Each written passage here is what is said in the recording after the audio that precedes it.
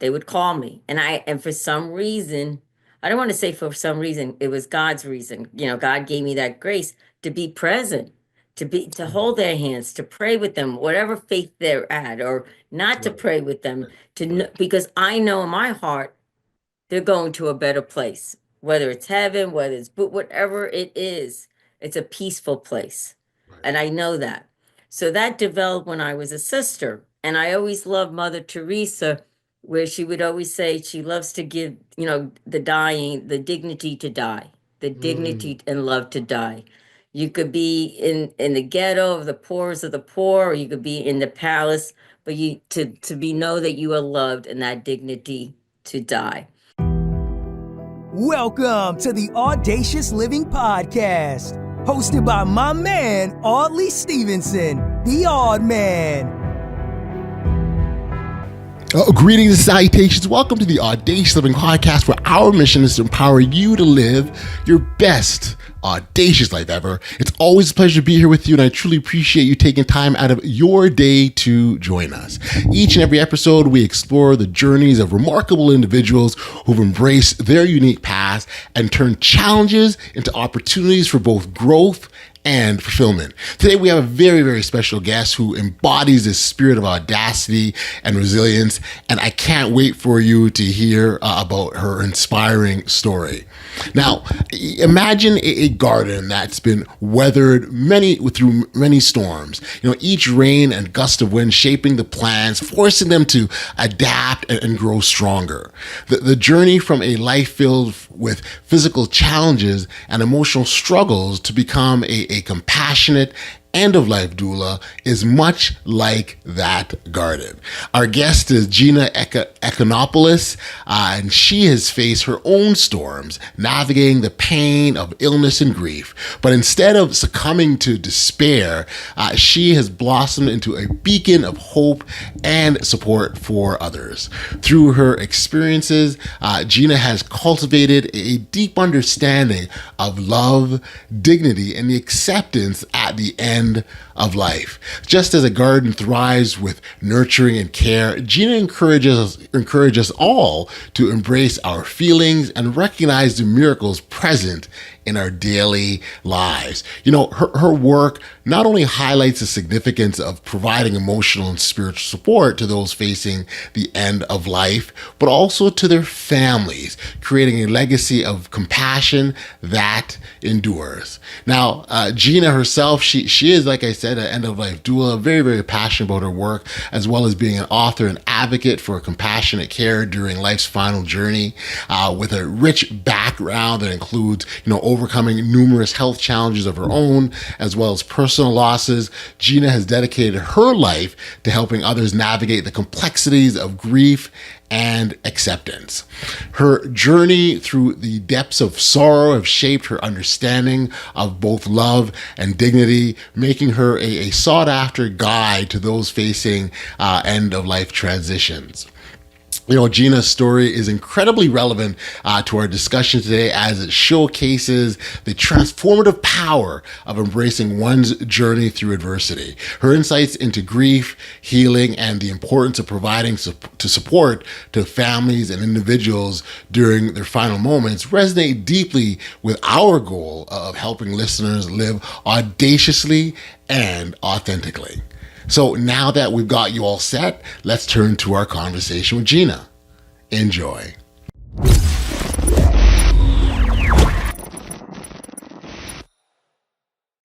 Hi, Gina. Thank you for joining me here today on the Audacious Living Podcast. Hi, Audley. How are you today? And it's a joy to be with you on your Thank you. podcast. Thank you. Yeah, I know. Thank you. Thank you for being here. I'm doing great, and I appreciate you taking the time to share, be here, and help enlighten our audience. Yes, I'm glad to be here. Glad to be here. Awesome, awesome. We spend much time on this podcast really encouraging individuals to live their best audacious lives, and that's a life of fullness. That's a life of the life that we're intended to as we go along our path.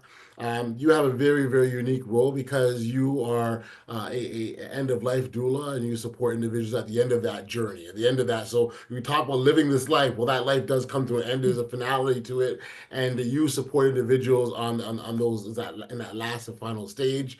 It could be very, very rewarding in so many ways, I could imagine. And and again, if it fits nicely, sort of, in this podcast, we talk very much about the entire lives, and when we get to the end, what does that look like, and what happens, and what are people, what are people going through? And so, again, your insights on that would be fantastic.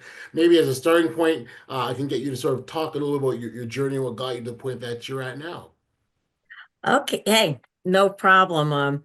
Yes, today I am an end of life doula. Yes, today I try my best to live the fullest life that God has given me in the light, in the spirit. It was never like that. So it took me a while through a Mhm. lot of paths, a lot of chapters, a lot pain and suffering, a lot of experience, life experiences and challenges that brought me to where I am today. And I thank Mhm. God. I can't believe it's a miracle that I'm alive. It's a miracle that I do living in the light today. And but it started, I mean, when I grew up in New York, one of 8 kids, loving family, no problems there. I was born with a lot of health problems. So I was in surgeries. I always felt like throughout my life as a child, and even as I grew up, that there was like a black cloud around me. Yeah. Why me? Why me? Mhm. Why is it happening to poor Gina? Why is it happening? And I kind of got used to that. The physical pain I got used to. Okay, I'll go for surgery. Okay, I'll do this. It just was just a norm in my life. I Mhm. just smiled through it all. But inside, as a growing up, I had a, poor low self-esteem. I was like, why me? I was um I was lost. I was lost. My 7 other siblings were athletic, and so I compared at an early age. So look at them, look at me. But I Mhm. never complained. I never complained because my parents were good. They were good to me. Why complain? Right. This is what it is. And my mom would always say, thank God you can walk. Thank God you could walk. I Mhm. was like, yeah, but I want A, B, C. I want to play. I want to run. I want to do Yeah. this.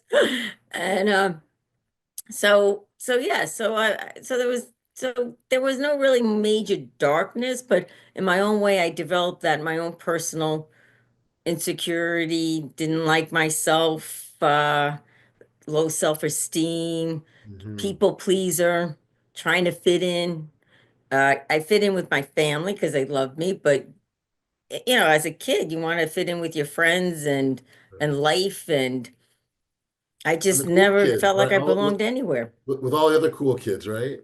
Exactly. I wanted to be cool. So, if the bottle was there, I'll drink it. If this was there, I'll do this. If this was there, I'll do this. Uh, yeah, I mean, everyone was having boyfriends and girlfriends, and I was like, okay, what's wrong with Gina? She was friends with everyone, which was great. I mean, they did love me. I had, I mean, they loved me. I was cute. But I don't know, it was just weird. It was just weird growing up. But I took that with me. I went to college. And then, of course, when I'm in college, did I believe what every college student did. I drank. I didn't go to school. I didn't take classes or that. Mhm. My father was very generous in putting all 8 of us through education, paid for our education. He wanted us to go away to experience life. And I did. And I did. And now at that time, I was raised Catholic. I received all my sacraments, but even it wasn't cool to love God at that time. Mhm. It wasn't cool to go to church. It wasn't. And so I was kind of searching this love, this acceptance, where to belong throughout my life and ending it up in places where I shouldn't have been, or in dark places, or back to my own self, my Yeah. emptiness, that loneliness within me. So, and Mhm. yeah, and then I'll continue because I Yeah. continued in college. I got a social work degree. I became a pool shark. I Okay. shoot billiards. I ran the table. They loved me. How could you not? You know, I say, how could you not? Um, Oh, wow. and even in college, I had to go for some surgeries because I was born with these extra bone tumors, and if they got in my way, get them removed. And in one Mm, of my good pool shots, I had to lean over the table, and I felt and I got it in. But then I felt a bone moved in my leg. What did I do? Okay, go to, go get it done, et cetera, et cetera. So it was yeah. just like a norm. I'll take care of that. Right, right, right, Uh, right. Which so is a very interesting way to handle adversity, right? You just it happens. Okay, let's deal with it, move on. yeah. And that was like the physical aspect of it, the pain of it, because when I was 12 years old, I broke my femur bone, and I mean, that pain will last you forever. So everything else physically I could handle. Okay, whatever. That pin, that needle, okay, no problem. Uh, but I didn't learn later on about the emotion pain, because I kept everything inside. Was I angry? Yeah, I probably was angry, but I kept it inside. I was sad. I kept it inside. Like I said, I never complained. My smile said it all. Oh, look at Gina. Oh, poor Gina. I'm like, yeah, poor me. So I just formed this false identity within myself. So I go to school, I get my degree. I don't know how I did, but I did. I come with a piece of paper. Yep. I go live with my parents. They moved to PA. It was the best option for me at the time. And what do? I get a job and I go bartending. That's it. That's my life, bartending. This is it. I'm going to find my man, because I went to college, and not only to get my education but also to find a guy to get married. All my other siblings, most of my siblings did that. Yeah. So I'm Right, like, right. yeah, that's me.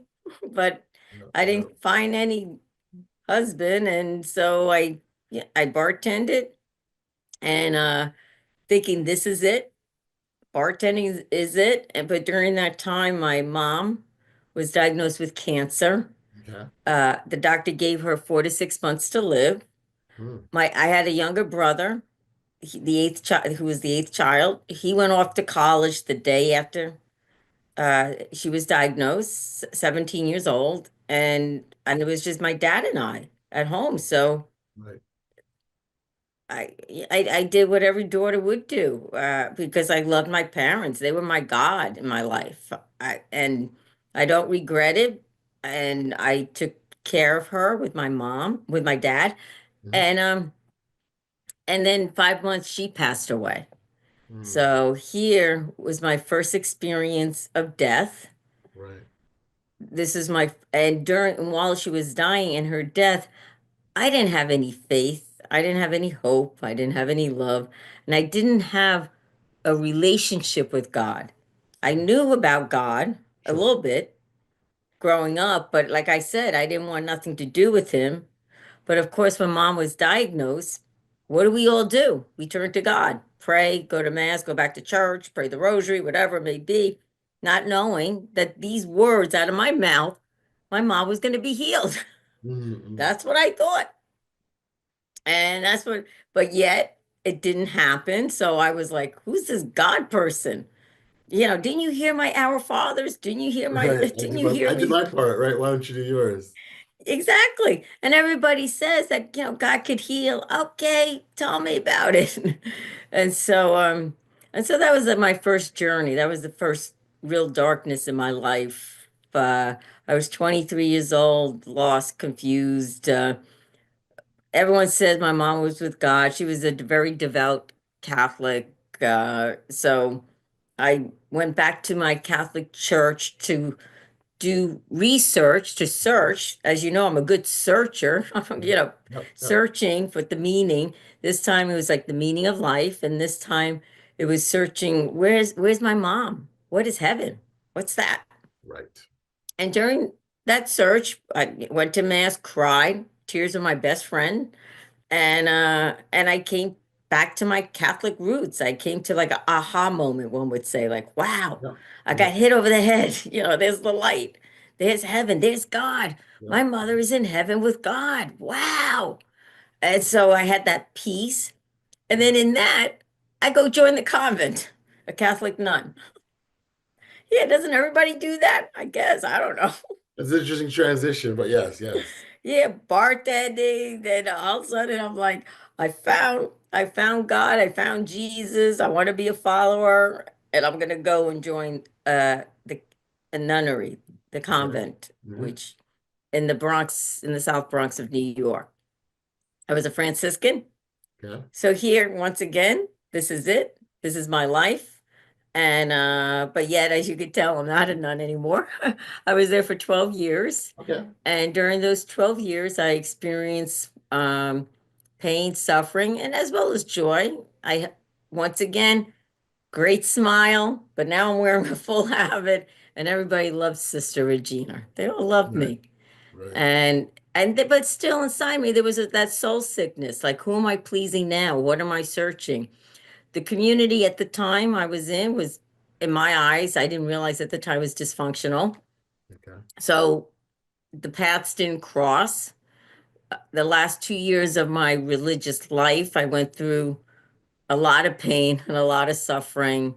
At this time, I was married to God. I had made final vows. So, Yeah. and the community saw things in me that needed to be changed or whatever. And so I felt mistreated. But yet, as any married couple, that when they're struggling with each other, what do? They try to work it out. Right. Right. So I got sent away to go for me, not them. They didn't have to work anything out. No, I had to work things yeah. out. Right. And so I was away for about 4 months in a therapeutical place for religious men and women. Hmm. And by the time those 4 months, I had another change, like another transformation in my mind, Okay. going from going from negative to positive, like, oh my God, it's all about your thinking. Yes. And of course I read the book People Pleasing, Anger Management during these 4 months. And at the end of the 4 months, the sisters that hosted that does this therapeutical place said to me, Sister Regina, we don't really see anything major wrong with you, that you're a great fit for this community that you've given your life to for the last Hmm. 11 years. Hmm. Hmm. I said, okay. I saved my vows, right? I'm married. But I go back and it didn't work. I felt like I kept trying to, change myself. And then I went away again on a silence retreat, and I found another conversion. I've been finding all these, darkness, and then a little light comes. And I go back to the community. I'm like, yes, now I'm on fire. But they just didn't receive me. They didn't receive me. And then at the end of the 12 years, the superior says, we don't think you belong here anymore. Wow. Okay. So I had put my blood, sweat, and tears into that community, trying to make it work. By the time I left, I wasn't at peace, but I experienced a peace from the previous place I was at, Yep. and I felt like they were stealing that peace away. So I was like, okay, I don't belong here anymore. That's from God, I guess, and I left. So I finally I felt like I got kicked out. I was broken. Uh, it's like, when you're doing everything, you get pushed against the wall, and you're like, okay, there's nothing more I could do. Hmm. Hmm. I give up.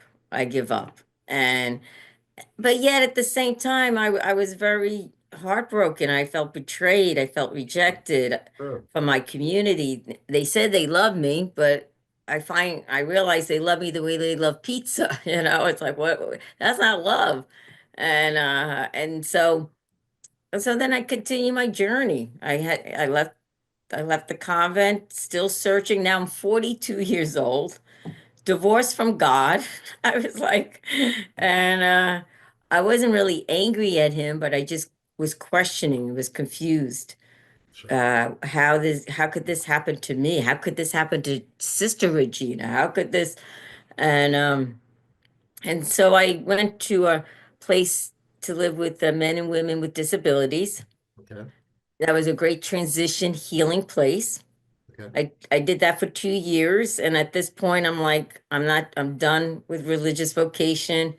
I'm just kind of done. I said, all I want to do is now maybe find a man, you know, and get married. And then I was tired of helping others. So I came to the Jersey Shore. That's where I am Okay. today, Okay. is that I came to the Jersey Shore, the beach where heaven and earth meets. Beautiful. I'm curious, how did your time in the convent shape your understanding of faith? What did that do for you then? Well, you know what? It kept me going, my faith. It did shape me because all I did was pray, pray, pray.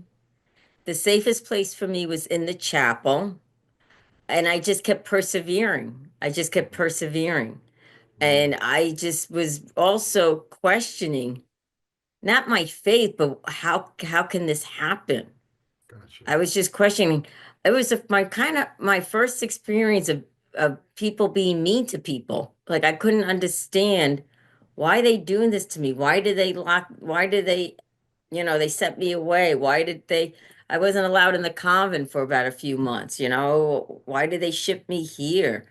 And all I did was cry and I just kept turning to God. And I turned to the cross of Jesus, Right. like Hmm. as he went through his suffering and passion. That's how I felt like. Right. I felt exactly like I had my own passion, but Jesus was with me. So it wasn't like a feeling. It was just Mhm. like, okay, I'm going to keep persevering. I'm going to keep going forward. I didn't even know it was persevering. It was just because I got to a point that if I had left on my own without doing anything, I don't know where I would be today because Hmm. that's how dark place I was in. Powerful. So. That's powerful. Powerful.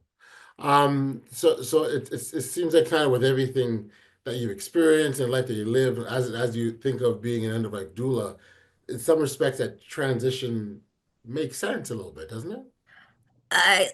Yeah, a little bit, not then, but later on, like Okay. today, because it, as you know, I was with my mom when she died. I Yeah. didn't have no faith, no hope, no love. Then when my mom died and having this religious experience, I'm like, wow, there's a heaven. I tasted it. As a nun, that's what kept me going because I was with so many men and women, young and old, at their deathbed. They would call me. And for some reason, I don't want to say for some reason, it was God's reason. God gave me that grace to be present, to Mhm. hold their hands, to pray with them, whatever faith they're at, or not to Right. pray with them, Right. to know, Right. because I know in my heart they're going to a better place, whether it's heaven, whether it's but whatever it is, it's a peaceful place. Right. And I know that. So that developed when I was a sister. And I always loved Mother Teresa, where she would always say she loves to give, the dying the dignity to die, the Mm, dignity and love to die.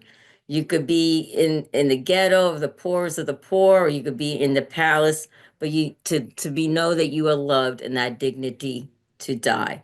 So that was instilled. That I was fed by that, yeah. and I loved it. So now fast forwarding it here, when I left the convent, I was Yep. like, I don't know, I was so broken. I was like, forget it about anything. But then I was healed by a little bit, healing by the men with the disabilities. Hmm. And then I said, let me do what Gina wants to do. So she comes to the beach and she becomes a bartender because that's the only thing she knows how to do. And then in bartending, here I is another chapter of my life because I fall in love with an alcoholic. A gentleman comes in by the name of Danny.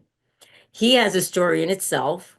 I'm with him, but anyhow, he ends up dying from this disease like 2 years later from being an alcoholic. He died. Hmm. Once again, grief struck him. What's going on in my life? And then in that, through his story and through his death, that's what brought me into the rooms of AA because I am Gotcha. an alcoholic. I come to realize it. I'm a slow learner. It took me a while. I could have used the rooms of AA or the 12-step program or the spirituality of the program 30, 40 years ago, because I might Mm. have not made those not saying mistakes, those choices in my life because I Right, was searching right. for something. And so here, just this month, I celebrate 10 years of sobriety. So Beautiful. now, thank you. Now I'm in the light, like you had asked from the beginning, how where you go from darkness and being in the light and living your fullest life. I could say today, in the last several years, I'm living my fullest I life. love it. Oh, I love it. That, I love it. yeah, and that I have God in my life. And that, and that in that, I learned a few years ago that you could be certified as an end of life doula, being with the dying. I said, oh my God, I used to do that all the time.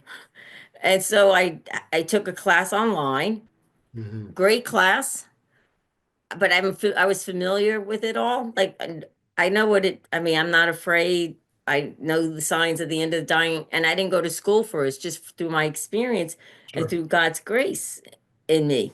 It's through that seed or that passion.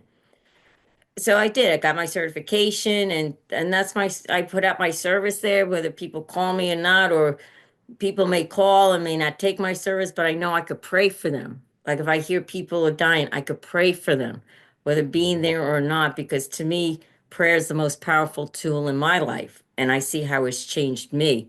And if I could be with someone going from this life and help, like packing their bags, one to say, or just holding their hand and transition from this life over to the next, that brings me a lot of joy.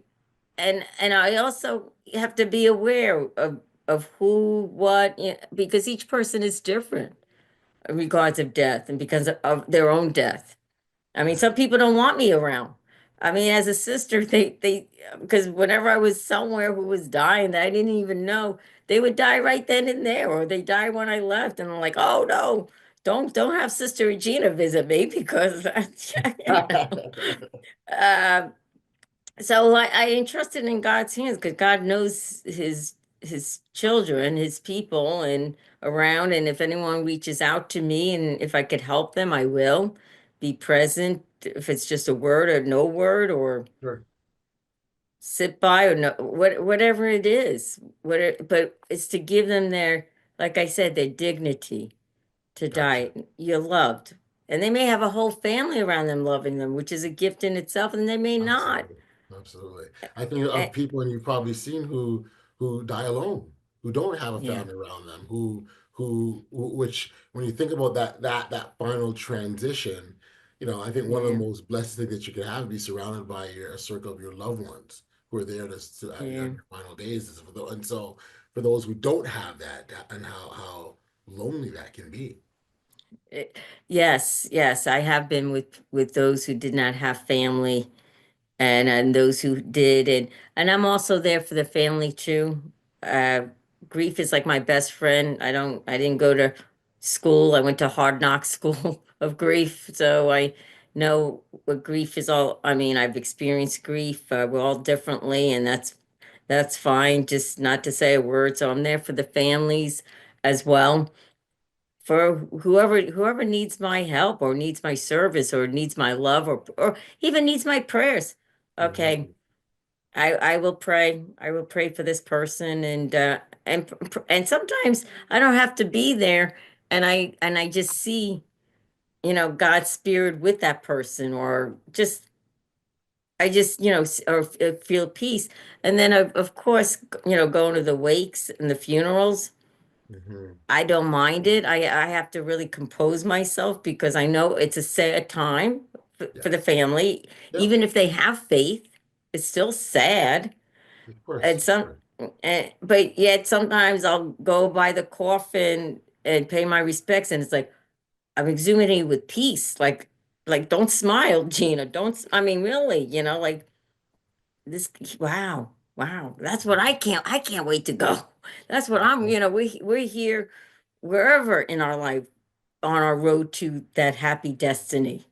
Yeah. And these people made it, I mean, I know God's all merciful and loving, so I try to be more conscious, more aware of sometimes of my words, what I say, and not say anything, just give a Yes. hug. Always, you never say anything, give a hug and my prayers are with you or know that I'm here. That's it, Through you know. your work as a deaf doula, um, have you learned anything from those who are transitioning about the when you think of end of life? Have they taught you anything or things that you've picked up? Yes, I've learned just through them, you could see the peace, the transition of their peace in their mind, body, and soul, and their facial. Hmm. And it's like, and what I've learned is that, wow, God is so present. I mean, and some of them would be, there would be fear, and then there would be like, okay, I resign. I mean, they did everything they could, whatever it may be, but they just resign to God's will, God's love, or whoever. I just say God because that's my faith. But Yes. you could, when there's peace, there's resignation, as well as acceptance, and that's what I've learned, because those acceptance for me is a key to have peace in this life, whether I'm dying or not. And just to, at that ultimate last acceptance of life, I have learned, I've seen, it's a gift. And it's also a gift to be present to those who pass on right then and there, to hold hands. But then, yeah, so, and I've also learned being by so many that God has a big heart. That I mean, he's just so loving. He's just, it's just so loving, truly loving. And, It's interesting. You think of um, today in life and how much people work to attain status and stuff and all of these things that make no difference at the end of your life, that don't matter any longer. And I'm sure, again, at that stage, people aren't asking for, they're not talking about their brand new luxury cars or the positions that they have or the money they accumulate. Those things no longer matter. And I would imagine in that moment when you're working with people and their families, that really speaks to how unimportant they are. yeah, it becomes like the present becomes so important, and so, and I've also experienced at when you're praying at a deathbed, I've also experienced, like I said, this is my belief, like an evil presence coming, and I've experienced him where, you know, to like an evil presence trying to take that soul, but it Mhm. ultimately, this, as prayers and whatever, begging, whatever it may be, God conquered death. Jesus conquered death. Mhm. And I've also learned that not to be afraid at even at the end, because even though the evil one wants to snap you or make you feel negative or think you're negative or Yep. whatever it may be, he may have a little role in 1 second, but all of a sudden, and I have been in several, bedsides with just feeling like the presence of peace and the presence of the evil trying to, like, no, get out.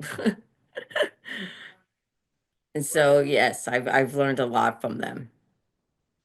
I mean, Gina, your story is just so inspiring, and well, I'm so glad that you were here to share that. And I guess when you sort of look back at kind of the experience that you had, and I'm sure there's so much more that we could probably dive deeper into. But if there were some things that things that you had learned or your takeaways or lessons even, what would you want to share with others, or what would you want them to know right here?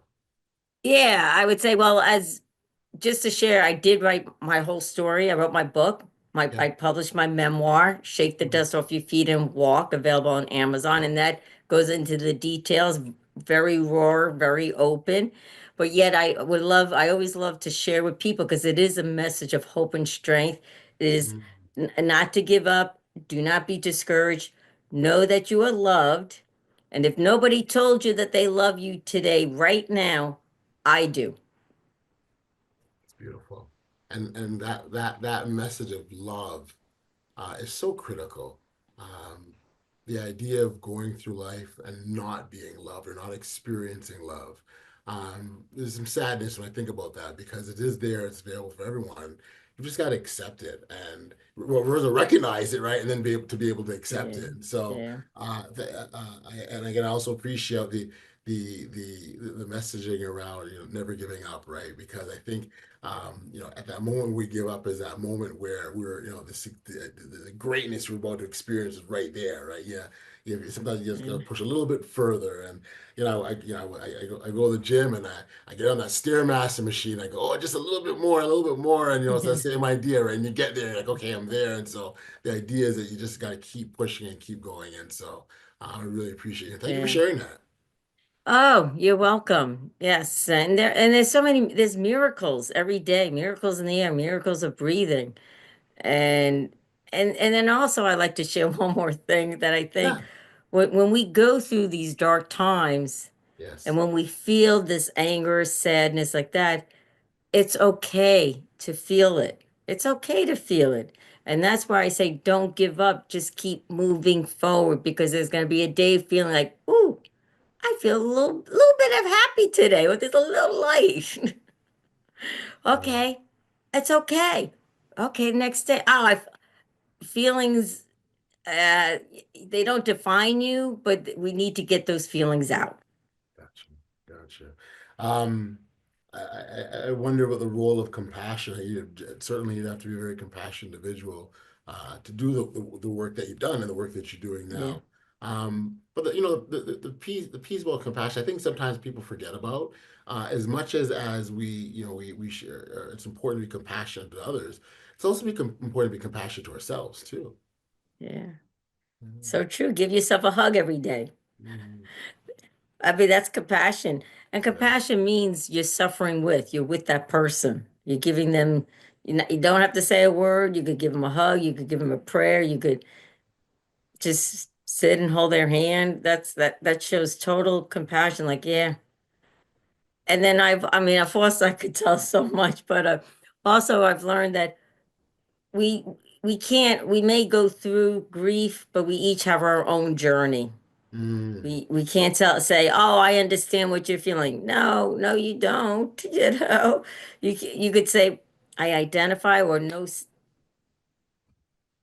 Yeah, right.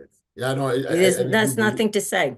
Right. No, I Silence could be a gift of golden. I'm sorry. That's it. No, no, no, I was gonna say we each are on an individual path, right? It's our journey, and it's our journey that we embrace too, right? We accept it for all that it Amen. offers, because as much as we look at the bad, right, or the perceived bad, there's also things that are blessings that come our way as well, and sometimes those blessings are wrapped up in those bad experiences that we're not really happy about. So true. Yeah, So true. that's it. For listeners, so give us the title of your book again, Gina. It's called Shake the Dust Off Your Feet and Walk. I have it here. There you go. And it's available on Amazon as well as my website. It's ginaecon.com. So either Awesome. way. We will make sure that all your contact details are in the show notes, and Thank encourage you. our listeners to connect with you and check out your book. Your story is just so inspiring, and I love the way that you use your difference, your experiences to make a difference in the lives of others in some really profound ways. So congratulations on that, and thank you, Gina, for being a guest today on the Audacious Living Podcast. Thank you for all your service and for all your listeners. Amen. Awesome.